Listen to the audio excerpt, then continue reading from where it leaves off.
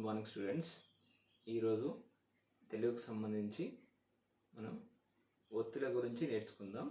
దాంట్లో ప్రత్యేకించి ఒకే అక్షరాన్ని అదే అక్షరాన్ని పోలిన ఒత్తుల్లాగా కాకుండా వేరే విధంగా ఉన్నటువంటి ఒత్తుల గురించి తెలుసుకుందాం.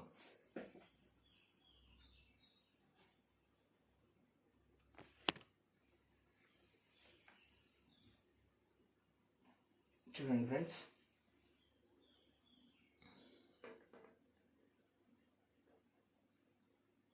ఇది తెలుగులో మనం లా అని పిలుస్తున్నాం. ఈ అక్షరాన్ని ఆంగ్ల అక్షరంగా మారుస్తున్నాను నేను. ఇప్పుడు చూడండి, అంటే రొటేట్ చేయడం వల్ల అది మారిపోతూ ఉందని తెలుసుకోవాలి. దీనికి నేను క్వశ్చన్ మార్క్ సంబంధించిన గుర్తును కలిపితే అప్పుడు అది ఏ విధంగా మారుతుందో గమనించండి. ఇప్పుడు క్వశ్చన్ మార్క్ నేను కలిపాను కాబట్టి మనము స్పష్టంగా అర్థం చేసుకోవచ్చు, అది మా ఒత్తు అని తెలుస్తూ ఉంది. కాబట్టి ఇది మా ఒత్తుగా మనం పిలుస్తూ ఉన్నాం.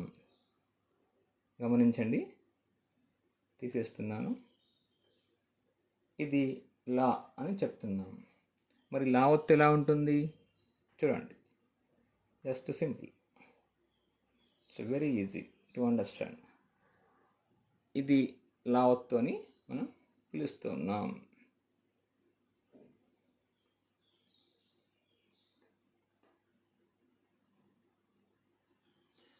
లా ఒత్తు.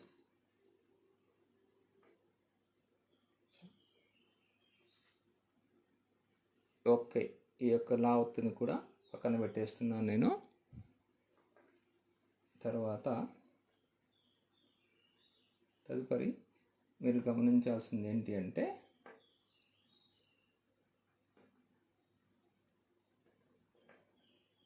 ఇక్కడ చూడాలి.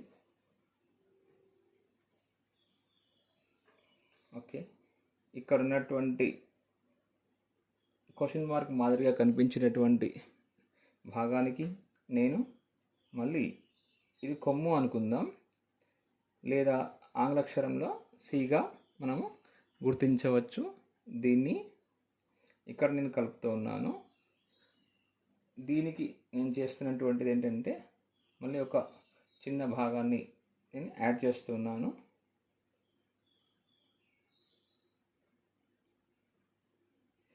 ఇప్పుడు మనకు కనిపించినటువంటి ఒత్తు పేరు కా ఒత్తు అని పిలుస్తున్నాను. ఓకే, పిలుస్తాం. ఇప్పుడు చూడండి, ఈ కా ఒత్తుని రివర్సల్గా తీసుకుంటే వస్తుందో చూడండి. ఏమొస్తుంది? ఇదే కొమ్ముని యాస్టీస్ అండ్ దీన్ని ఇలా మారుస్తున్నాను. ఈ కొమ్ముని ఇలాగే ఉంచేసి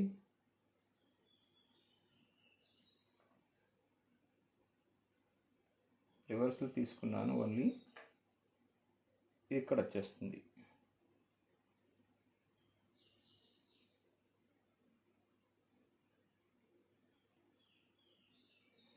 ఇట్లా తీసుకుంటే మనకు యావత్తు అనేది కనిపిస్తుంటుంది.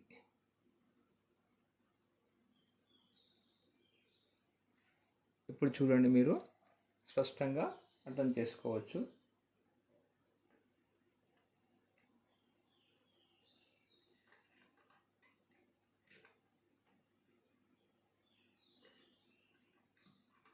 ఇప్పుడు చూడండి,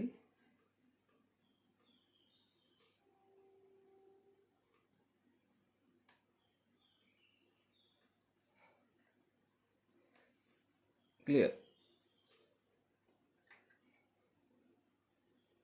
సో కా ఒత్తుని రివర్స్గా తీసుకుంటే మనకు యావత్తు వస్తుందని ఇక్కడ మీరు అర్థం చేసుకోవాల్సిందిగా కోరుతున్నాను.